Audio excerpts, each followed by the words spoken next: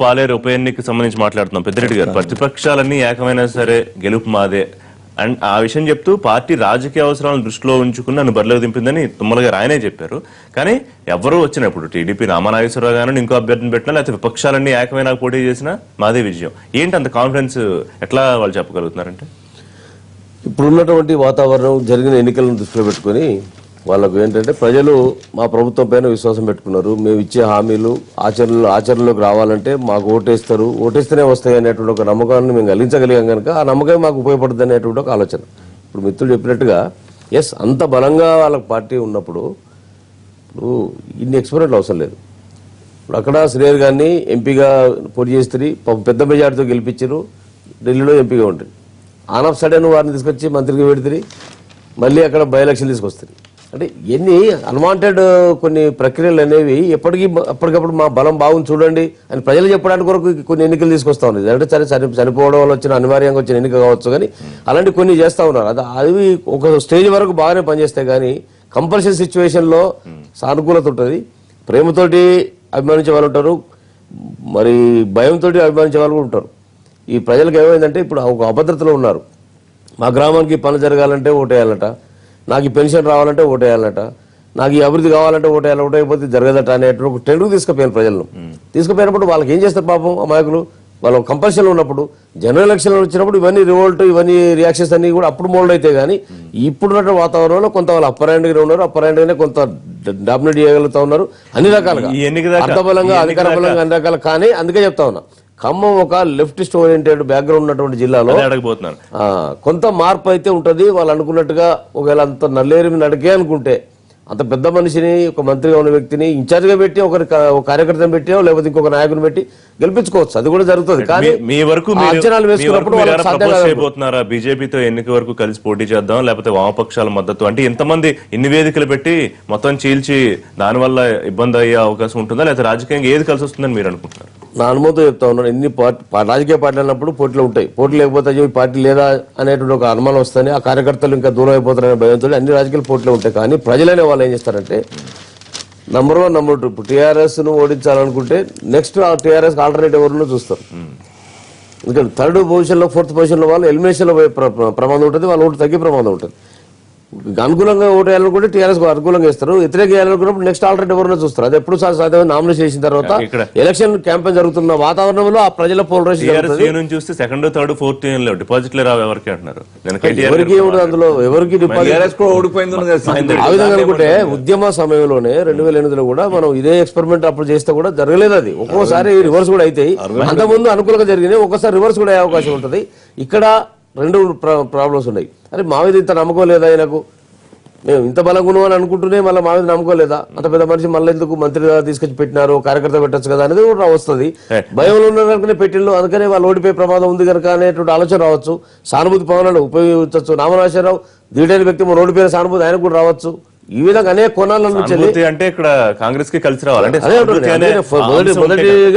కమల్ గారు మాట్లాడుతూ సానుభూతి అనేది ఈ ఎన్నికలకు పనికిరాదు అని ఆయన ముందు డిక్లేర్ చేస్తూ గత ఎన్నికల్లో బలం లేదు ఒప్పుకున్నారు విషయం. కానీ ఇప్పుడు చాలా మొత్తం 10 జిల్లాల్లోనూ ఖమ్మం బలంగా ఉందని చెప్పడానికి నేను వెనుకాడను అని కూడా ఒక స్టేట్మెంట్ ఇచ్చారు ఆయన. సో సానుభూతి పనికొచ్చే అవసరం కనిపించదా ఆయన మాటలను బట్టి చూస్తే? దానికంటే ముందు ఇంతకుముందు నేను దానికి క్లారిఫికేషన్ కూడా అడిగాను. పెద్దిరెడ్డి గారు మాట్లాడితే ఉన్నారంటే కేసీఆర్ గారు ఎప్పుడు కూడా ఎన్నికల మూలంలోనే ఉంటాడు, ఎన్నికలను పెడుతున్నాడు అంటే దానికి సుమన్ గారు ఏమన్నారంటే ఇది అనుకోకుండా పరిస్థితులకు అనుకూలంగా వచ్చిన ఎలక్షన్లు మేము డిసైడ్ కావు కాబట్టి అన్నారు. నేను ఒకటే అంటున్నాను, ఎందుకంటే కేసీఆర్ గారు ఎప్పటికీ ఎలక్షన్ల మూలంలోనే ఉంటారని, ఎలక్షన్ల హామీలే ఇస్తుంటారు. తను ఆ ఎలక్షన్ల హామీల పేరునే ప్రజలను మభ్యపెట్టాలని కూడా చూస్తుంటారు. నేను ఉదాహరణ ఏం చెప్తున్నానంటే సుమన్ గారు కూడా ఆత్మ విమర్శ చేసుకుని మాట్లాడాలి. వాళ్ళ గ్రేటర్ హైదరాబాద్ ఎలక్షన్స్తో పాటు, మున్సిపల్ ఎలక్షన్స్తో పాటు మీకు వరంగల్ కార్పొరేషన్కు, ఖమ్మం కార్పొరేషన్ కూడా ఎలక్షన్స్ పెట్టే అవకాశం ఉండేది. అప్పటికి కూడా అంతటా డివిజన్స్ అయిపోయినాయి, డివిజన్ రీఆర్గనైజేషన్స్ అయిపోయినాయి. ఖమ్మంలో కానీ, వరంగల్లో కానీ, హైదరాబాద్లో కానీ, అలాగే రిజర్వేషన్స్ కూడా ఫిక్స్ అయిపోయినాయి. కానీ అప్పుడు మీరు చేయలేదు, దీన్ని కోర్టు ద్వారా పెట్టాల్సింది కాబట్టి మేము పెట్టినామని మీరు అంటున్నారు. పెట్టాల్సింది కాబట్టి అంటే అవి కూడా పెట్టాల్సినాయి. అంటే మీరు ఏంటంటే ఎలక్షన్స్ అప్పుడు కూడా కావాలని డివిజన్ తీసుకొస్తున్నారు. ఒక ఎలక్షన్ ఇక్కడ మీరు కావాల్సిన సరంజామా, హంగామా, ఆర్భాటాలు, మీకు కావాల్సిన ఎలక్షన్ కసరత్తులన్నీ చేసుకుని దానికి కావాల్సిన హామీలన్నీ గుప్పించుకుంటూ పోయి అరిచేతిలో స్వర్గాన్ని చూపించి ఇక్కడ ఎలక్షన్ కండక్ట్ చేశారు. ఈ రిజల్ట్ తీసుకుపోయి అక్కడ మీరు పెంచాలని చూస్తారు. మళ్ళీ తర్వాత ఇమీడియట్ గా పోయి ఏం చేసినారు, తెల్లారు ఒక మంత్రి గారు, ఒక ముఖ్యమంత్రి గారు, ఇంకో మంత్రి గారు, అనుకోని వర్గాలు అన్ని అక్కడికి పోయి ఆడ మళ్ళీ అనేకమైన హామీలు గుప్పించారు. ఆ గుప్పించి అరచేతిలో స్వర్గాన్ని చూస్తారు. అంటే ఎలక్షన్ మేనేవరింగ్, ఏ విధంగా ఎలక్షన్ మేనేజ్మెంట్ స్కిల్స్ ను వాళ్ళ అధికారంలో ఉన్నారు కాబట్టి ఈ ఎలక్షన్స్ అన్ని కూడా, ఈ ఎలక్షన్స్ అంటే సెంట్రల్ గవర్నమెంట్ చేతిలో ఉన్నాయి, ఆ ఎలక్షన్స్ ఎవరు, స్టేట్ ఎలక్షన్ కమిషన్. కాబట్టి వారి చేతిలో ఉన్నాయి కాబట్టి ఆ ఎలక్షన్లు వారికి అనుగుణంగా మలుచుకుంటూ ఎలక్షన్స్ పెట్టుకుంటూ పోతున్నారు. ఇది వాస్తవం. ఎవరైనా ఏ ఒక్క రాజకీయ విశ్లేషకులు ఎవరైనా కానీ, రాజకీయ అనుభవం ఎవరైనా కానీ వీటిని విశ్లేషణ. మహేందర్ రెడ్డి గారు ఇదంతా మీరు చెప్పేది ఇప్పుడు రాజకీయం చేయడంలో భాగమే కదా, ఇదంతా రాజకీయాలు చేస్తాం. రాజకీయంలో ప్రజాస్వామ్యాన్ని అపహాస్యంపాలు చేయొద్దు. రాజకీయం కొరకు చేసినా కానీ ప్రజాస్వామ్యం అనేది ఒక ప్రజాస్వామ్య ప్రక్రియను ఎప్పుడు కూడా అపహాస్యం చేయకూడదు. ఇవన్నిటి కూడా మీకు నిజంగానే బలం ఉన్నట్టయితే, నిజంగానే ఇవన్నీ ఉన్నట్టయితే, అన్నిటిని కలిపి చేసినట్టయితే ఏమైందంటే అభివృద్ధి అనేది కుంటుపడదు. ఇవాళ ఒకేసారి ఎలక్షన్స్ అయిపోతే ఇవాళ అధికార పార్టీ కాబట్టి ఇవాళ అభివృద్ధి పైన వాళ్ళు మైండ్ని పెట్టి అభివృద్ధి కొరకు పనిచేయాల్సి ఉంటుంది. ఇప్పుడు ఎలక్షన్లు అప్పుడు ఏంటంటే ప్రతి మంత్రిని, ఇప్పుడు సుమన్ ఉన్నారు, సుమన్ గారు నువ్వు కాన్స్టిట్యూన్సీకి పోక మీరు ముందుగా మీరు ఖమ్మం వండి అంటారు, లేకుంటే వరంగల్ వండి అంటాడు. అంటే ఈయన వాల్యుబుల్ టైంను ఆయన కాన్స్టిట్యున్సీకి ప్రజలకు ఇచ్చే టైం తీసుకెళ్లి ఆ ఎలక్షన్స్ రాజకీయంగా రాజకీయ పార్టీకి అతని బాధ్యత. ఇప్పుడు బాధ్యతలు కేటీఆర్ గారికి అప్పచెప్పారు. సో ఇవాళ నుంచి సుమన్ గారు కూడా సుమన్ గారు కూడా పోతారు. సుమన్ గారు మీరు అంటున్నది ఏంది, ఒక ఎన్నిక తర్వాత ఒక ఎన్నిక తీసుకొని, ఎన్నికలు ఎప్పుడు వచ్చినా ఏ పార్టీ అయినా పోయి ప్రజలకు అధికార పార్టీగా మేము ఏం చేసినామో మేము చెప్పుకుంటాం. ప్రతిపక్షాలుగా మీకు అవకాశం ఇస్తే మీరేం చేసుకుంటారో మీరు చెప్తారు. అంతిమంగా నిర్ణయం తీసుకోవాల్సింది ప్రజలు. దాంట్లో అధికార పార్టీ చేసేది ఏం లేదు, మీ పార్టీలు కూడా చేసేది ఏం లేదు. ప్రజలు ఓటేస్తే ఎవరికి వాళ్ళ మద్దతు తెలిపితే వాళ్ళు గెలుస్తారు. ఇవాళ ఎన్నిక ఒక నెల ముందు వచ్చినా, ఒక నెల తర్వాత వచ్చినా, కొన్నింటిని కలిపి తెచ్చినా, కొన్నింటిని కలిపి తేయకుండా అసలు తెచ్చే ఆస్కారం అవకాశం మాకు లేదు. ఒకటి ఎలక్షన్ కమిషన్ నిర్ణయిస్తుంది డేట్స్, మాకు సంబంధం లేదు. మీరే చెప్పి మాట్లాడుతూ కోర్టు డైరెక్షన్ మేరకే జిహెచ్ఎంసీ ఎలక్షన్స్ పెట్టినారు అని చెప్పి, కోర్టు డైరెక్షన్ మేరకు ఇది పెట్టినాం, దాని తర్వాత ఎలక్షన్ కమిషన్ నిర్ణయం ప్రకారం అది పెట్టినాం. అంతే తప్ప మాకు ఎన్నిక ఎప్పుడు వచ్చినా అన్ని కలిపి వచ్చినా లేకపోతే విడివిడిగా వచ్చినా, ఒక నెల ముందు నెల తర్వాత వచ్చినా కూడా అంతిమంగా ఓట్లు వేయాల్సిందైతే ప్రజలే కదా. సో ప్రజలు మా ప్రభుత్వం మంచిగా పని చేస్తుందని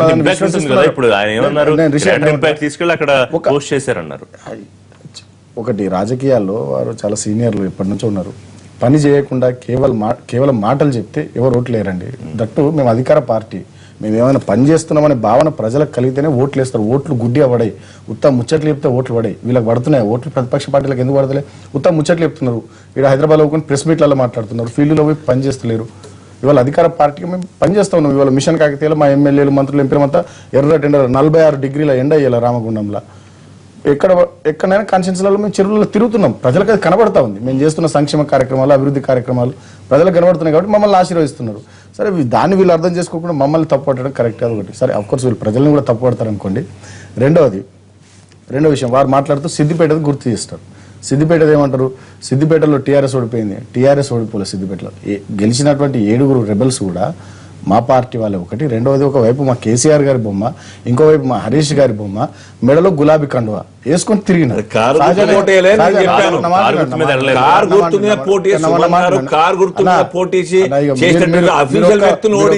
మీరు ఒక్క సిద్దిపేటలో 7 సీట్లు పట్టుకుంటే మరి 21 నెలల భారతీయ జనతా పార్టీ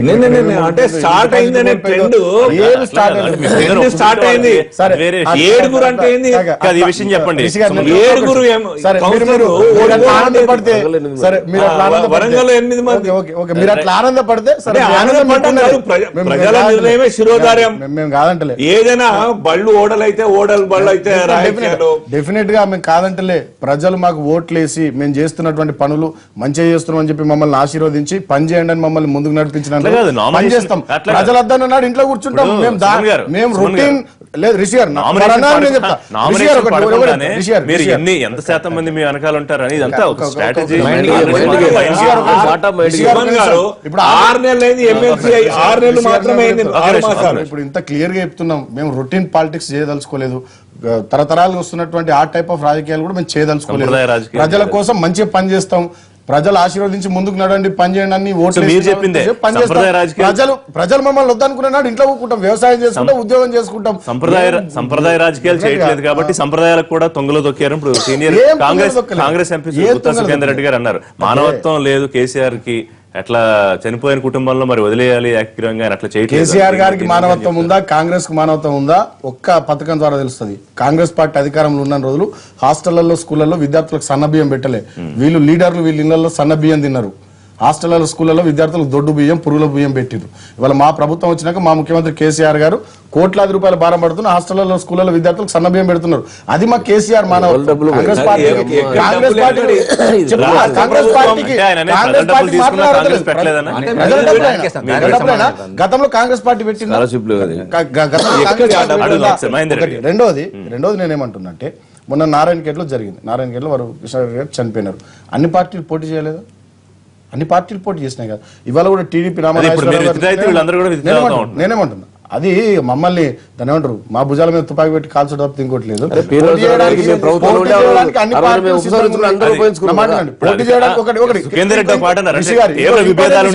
కాంగ్రెస్ మంచి విషయం చెప్తా. మీరేమంటున్నారు, మీరు అనుకుంటే ఇవాళ మీరే చెప్తున్నారు ప్రతిపక్ష పార్టీలన్నీ ప్రభుత్వం మంచిగా పని చేస్తలేదు, ప్రభుత్వం ఫెయిల్ అయింది, ప్రభుత్వం చేయాల్సిన పనులు లేకుండా వేరే పనులు చేస్తుంది. ఇప్పుడు ప్రజాస్వామ్యంలో ప్రజల నిర్ణేతలు కదా, ఎలక్షన్ తీర్పే అంతిమ నిర్ణయం కదా ప్రజాస్వామ్యంలో, డెమోక్రసీలో. కాబట్టి ఇవాళ పోదాం, మరి పాలేరుకు పోదాం, మేము మంచిగా పని చేస్తాం, ప్రజలు మమ్మల్ని ఓడగొడతారు. ఒక నిమిషం, మీ అభ్యంతరం ఏంటి మహేందర్ రెడ్డి? ఇప్పుడు సుమన్ గారు మాట్లాడుతున్నంటే గత పాలకులు ఇది చేసినారు, గత పాలకులు అది చేసినట్టు. అలా సుమన్ గారు డైలీ వారు కూడా పేపర్లు చూస్తారు, టీవీ ఛానల్, వాళ్ళు కూడా విజ్ఞులు, విద్యావంతులు తెస్తారు కూడా, విద్యావంతులు, విజ్ఞులు, విజ్ఞానవంతులు. కానీ నాకంటే చిన్నోడు కావచ్చు అది, కానీ ఒకటి వారు గుర్తించలేదు. చాలా చోట్ల హాస్టల్లో తిండి పెట్టక పేట్లు పట్టుకుని బయటకు వచ్చిన సంఘటనలు కూడా వారు చూసి ఉండాలి.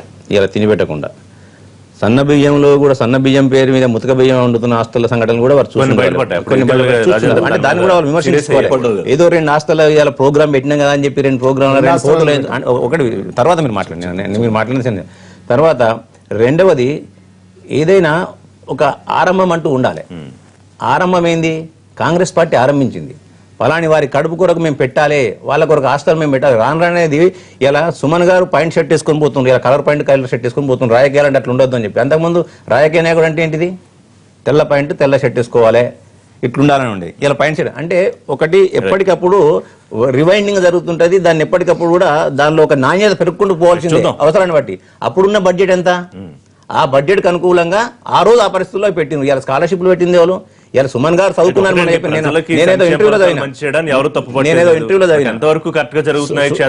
సుమన్ గారి స్టేట్మెంట్ నేనేదో ఇంటర్వ్యూలో చదివిన. సుమన్ గారి ఇలా ఆత్మవిమర్శ చేసుకొని మాట్లాడాలి. నేను హాస్టల్లో ఉండి చదివించిన.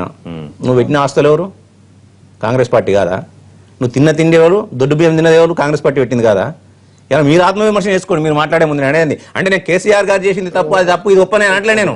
అంటే ఆ రోజున్న పరిస్థితుల్లో ఆ రోజున్న భారతదేశం యొక్క ఎకానమిక్ పరిస్థితుల్లో ఉన్నదాన్ని ఒక పెట్టాలనే ఉద్దేశం కొద్దీ, సదుద్దేశం కొద్దీ బడుగు బలహీన వర్గాల కొరకు, దళితుల కొరకు, మైనారిటీల కొరకు, ఇలా ట్రైబల్స్ కొరకు అందరు కూడా మనం పెట్టాలని ఒక ఉద్దేశం కొద్దీ గొప్ప మనసుతో కాంగ్రెస్ చేపట్టిన పథకాలన్నీ కూడా పాలసీలు అవన్నీ.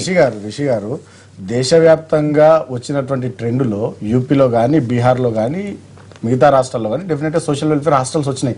ఆ క్రమంలోనే తెలంగాణలో కానీ, ఆంధ్రప్రదేశ్ రాష్ట్రంలో కానీ వచ్చినాయి. ఎన్టీ రామారావు గారి పీరియడ్లో వచ్చినాయి, కాంగ్రెస్ పార్టీ పీరియడ్లో వచ్చినాయి. దానికి పెద్ద కాంగ్రెస్ పార్టీ చేసిన గొప్పేం లేదు. ఎంతసేపటి వీళ్ళు ఎస్సీ ఎస్టీ మైనార్టీలను ఓటు బ్యాంక్ చూసినా తప్పితే ఈ వర్గాలకు ఏదో చేయాలనేటటువంటి ఓటు బ్యాంక్ చూసినా తప్పితే చాలా క్లియర్ గా చెప్పిన. నిజంగానే మీకు ఆ పిల్లల మీద ప్రేమ ఉంటే, ఆ వర్గాల మీద ప్రేమ ఉంటే మీరు ఎప్పుడు సన్నబియ్యం పెట్టాలి. దానికి అయ్యే ఖర్చు ఎంత? కాంగ్రెస్ పార్టీ చేసినటువంటి రకరకాల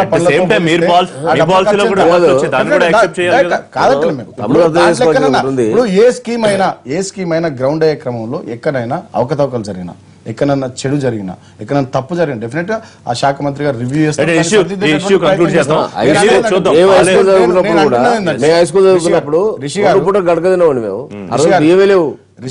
వాస్తవాలు మాట్లాడుకోవాలి.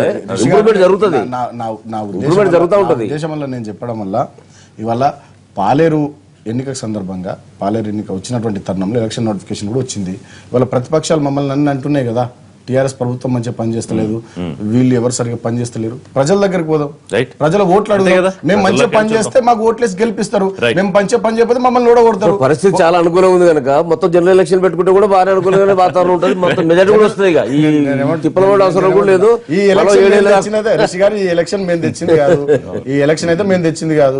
ఊరికే ఓట్లతోటి మనం పరీక్ష చేసుకుంటే పోటీ చేద్దాం, అంటే ప్రజలు ఆయన మాట్లాడతారు, ఏమంటారంటే మనం అప్పుడప్పుడు మాట్లాడుకుందాం. అనుకూలంగానే ఉంటుందనేది వాళ్ళు చెప్తారు అనమాట. ఉండాలని కోరుకుందాం, మంచి పని చేయాలని ఉండాలని కోరుకుందాం. ఎలక్షన్కి వెళ్తారు, అందుకనే ప్రజలు ఒక మాట నిర్ణయిస్తారు, చెప్పాను. అందరూ చూస్తాం, ఆ రోజు మళ్ళీ కేసీఆర్ గారు మాట్లాడతాం. ఎప్పుడు కూడా ఎలక్షన్ Right. ముందునే ఉంటాడు. శ్రీనివాస్ గారు మాకేం ఎలక్షన్ మూడ్ లేదండి, మాది మాదంతా డెవలప్మెంట్ జీవితం మొత్తం election లోనే ఉంటాడు ఆయన. Right. మమ్మల్ని వెనక గుంజే మూడ్ లో ప్రతిపక్షాలు ఉన్నాయి, వీళ్ళు ఏం మమ్మల్ని వెనక గుంజరు. మీరు రాజకీయం గుంజే చేస్తే శక్తి కూడా మీరు వీళ్ళకి రాజకీయం లేదు. చేస్తే కాదు కూడా. మీరు రాజకీయం చేస్తే వాళ్ళు చేయొద్దా? వీళ్ళతో కాదు. వీళ్ళతో కాదు. మీరు రాజకీయాలు చేస్తే వాళ్ళు చేయకుండా కామ్గా ఉండాలి. ఇప్పుడు వాళ్ళు కూడా రాజకీయాలు ప్రయత్నం చేయాలి, చేస్తారు కదా. చేయొద్దంటలేము, రాజకీయాలు చేయాలి, రాజకీయాలు చేయొద్దని అంటలేము. కానీ అభివృద్ధిని వ్యతిరేకించే రాజకీయాలు, సంక్షేమాన్ని వ్యతిరేకించే రాజకీయాలు, Right. తెలంగాణ రాష్ట్ర అభివృద్ధి కట్టుబడే రాజకీయాలు చేయొద్దంటున్నారు. రైట్ రైట్ ఒకసారి ఉత్తరాఖండ్ ఇష్యూ మాట్లాడదామండి. ఉత్తరాఖండ్ లో రాష్ట్రపతి పాలన రద్దు చేస్తూ హైకోర్టు సీరియస్ కమెంట్స్ చేసింది. శ్రీనివాస్ గారు మీరు చదివే ఉంటారు. అంటే ప్రజాస్వామ్యాన్ని మీరు అపహాస్యం చేసే ప్రయత్నమా? చలిలో ఎండలో వానలో వచ్చి ఓటు వేస్తే మీరు ఒక సంతకంతో దాన్ని కొట్టివాడు ఎట్లా పడేస్తారని దాన్ని ఇది చేసింది. మీరు సుప్రీంకోర్టుకు పోతున్నారు. ఇది కొంచెం దెబ్బేనా? ఇవాళ అన్ని పత్రికల్లో మోదీ సర్కారుకు హైకోర్టు శరాఘాతం ఇట్లాంటి మీనింగ్ వచ్చే హెడ్డింగ్స్ తోనే మొత్తం జాతీయ దినపత్రికలో తెలుగు పత్రికలో వచ్చాయి. ఇప్పుడు హైకోర్టు తర్వాత మళ్ళీ ఒక అవకాశం సుప్రీంకోర్టుకు వెళ్ళేది ఉన్నది. పార్టీ కూడా డిసైడ్ చేసింది, గవర్నమెంట్ కూడా డెఫినెట్ గా హైకోర్టు సుప్రీంకోర్టుకు వెళ్ళడం జరుగుతుంది. ఒక్క విషయం, ఇది జరిగితే గనక దేశవ్యాప్తంగా రాజకీయ పరిణామాలు మారాల్సిన అవసరం ఉన్న చోట డెఫినెట్ మారరా. ఎందుకంటే ఇదే గనక కరెక్ట్ అయితే గతంలో కాంగ్రెస్ పార్టీ 59-60 సార్లు సబ్జెక్టు కరెక్షన్ ఈ యొక్క రాష్ట్రపతి పాలన 356 ఆర్టికల్ని ఉపయోగించింది. ఎన్నిసార్లు క్షమాపణ చెప్పాలి, ఎన్నిసార్లు గవర్నమెంట్ రాజీనామా చేయాలి? ఇవి డెఫినెట్ గా మంచి కోసం ఇంతకుముందు ఒక సబ్జెక్ట్ మీద చర్చ జరిగినట్టు అప్గ్రేడేషన్ సిస్టమ్ మొత్తం మార్పు కాలానుగుణంగా వచ్చినట్టుగా డెఫినెట్ గా హైకోర్టులకు సూచనల మేరకు పరిపాలనలో డెఫినెట్ గా ఇంపాక్ట్ ఉంటూ వస్తుంది, ఉండాల్సింది. అంటే అది కాదు, అంటే కోర్టులు చెప్పాల్సిన అవసరం వస్తుందా? ఇవాళ అదే కేంద్రం తన నిర్ణయాలు వెనక్కి తీసుకోవాలంటే కోర్టులు అక్షింతలు వేయాల్సిన అవసరం అందుకోసం వస్తుంది. ఇది అపెక్స్ బాడీ కాదు. ఇప్పుడు ఇంకా సుప్రీంకోర్టు అవకాశం ఉన్నది. ఆ రకంగా చూస్తే ఈ యొక్క రాష్ట్ర ప్రభుత్వం అనేక సార్లు తీసుకున్న నిర్ణయాల్ని హైకోర్టు తప్పు పట్టింది. నిర్ణయాలన్నీ కూడా హోల్డ్ లో ఉంచడం, పెండింగ్ లో లేకుంటే వెనకకు తీసుకోవడం జరిగింది. ఇవన్నీ కూడా కోర్టు కొన్నిసార్లు ఒక అభిప్రాయాన్ని వ్యక్తం చేస్తే ప్రభుత్వం ఇంకో పని చేస్తూ ఉంటది. కాబట్టి ఫైనల్ గా చట్టాల ద్వారా వచ్చేటువంటి ఒక నిర్ణయాలే ఫైనల్ గా ఉంటాయి. ఇది first time in the history. ఎన్నడూ కూడా భారత రాజకీయాల్లో, భారత న్యాయ వ్యవస్థలో రాష్ట్రపతి అభిప్రాయానికి భిన్నంగా ఒక హైకోర్టు ఇవ్వడం అంటే నిజంగా కూడా అది ఎక్కడికి దారి తీస్తుందో తెలియదు. కానీ కామెంట్ చేశారు వాళ్ళు, రాష్ట్రపతి కూడా తప్పు చేయొచ్చు, ఆయన ఏమి దానికి అతీతుడు కాదు, దాన్ని కూడా మేము మళ్ళీ పునరుద్ధరించవచ్చు, మళ్ళీ సమీక్షించవచ్చు అని కూడా చెప్పింది. అదే అంటే ఇది హైకోర్టు నిర్ణయం ఇంత గతంలో ఎప్పుడు జరగలేదు. సుప్రీంకోర్టు కూడా చెప్పింది లేదు ఇప్పటిదాకా కూడాను. సో ఇప్పుడు దీన్ని ఎట్లా తీసుకుంటాం చెప్పండి. ఇప్పుడు బీజేపీ దీన్ని ఒక ఈగో పాయింట్ గా తీసుకునే అవకాశం ఉంది. అందుకే సుప్రీంకోర్టుకి పోయారు. మాకు ఉన్నది 28 మంది. ఈగో ఏమున్నది?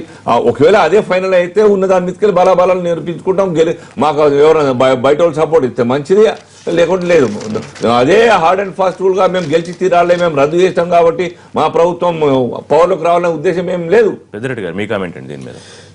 అంటే ఆఫ్ ఇండిపెండెన్స్ దేశంలో అనేక సందర్భాలలో అక్కడ ప్రత్యేక పరిస్థితులలో ఈ యొక్క ఆర్టికల్ను ఉపయోగించడం జరుగుతుంది.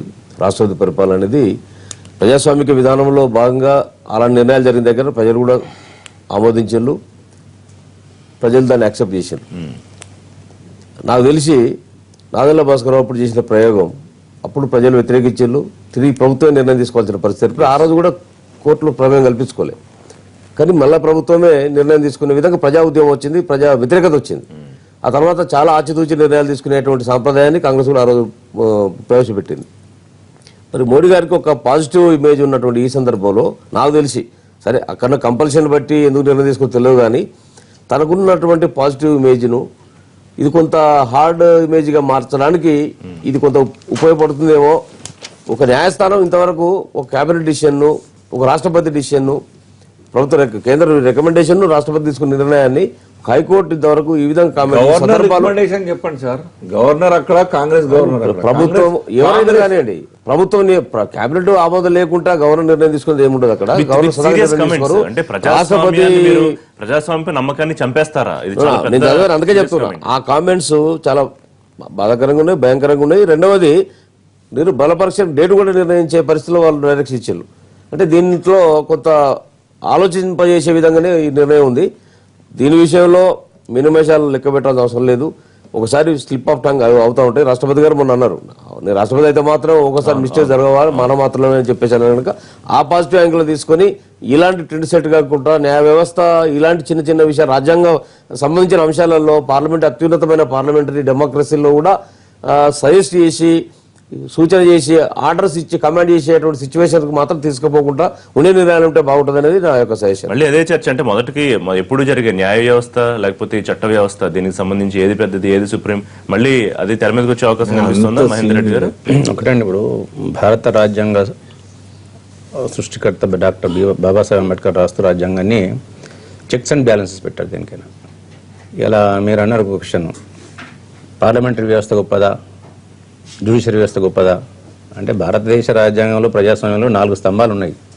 Executive, judiciary plus 4th estate, వేరొక కేసులో మాట్లాడిన సుప్రీం ప్రజలే సుప్రీం అని కూడా వ్యాఖ్యానించారు. ఇవన్నీ ఉన్నాయి. కాబట్టి ఏది ఎప్పటికైనా ప్రజలే సుప్రీం అన్న దాన్ని ఎవరు కూడా అది ఎవరు అభ్యంతరం పెట్టాల్సిన అవసరం లేదు. దాన్ని ఇవాళ ఏదైతే తీర్పు ఇవాళ ఇచ్చిందో అధికరణ రాజ్యాంగంలోని 356 అధికరణ కింద రాష్ట్రపతి పాలన పెట్టాల్సి వస్తుంది కదా. రాష్ట్రపతి పాలన పెట్టేసినప్పుడు ఇంతకుముందు పెద్దలు శ్రీనివాస్ గారు మాట్లాడుతూ ఏమన్నారంటే కాంగ్రెస్ పార్టీ 50 సార్లు. నేను అనేది ఏంటంటే ఏ పార్టీ చేసినా ఏ ప్రభుత్వాలు చేసినా ఎవరు చేసినా తప్పే.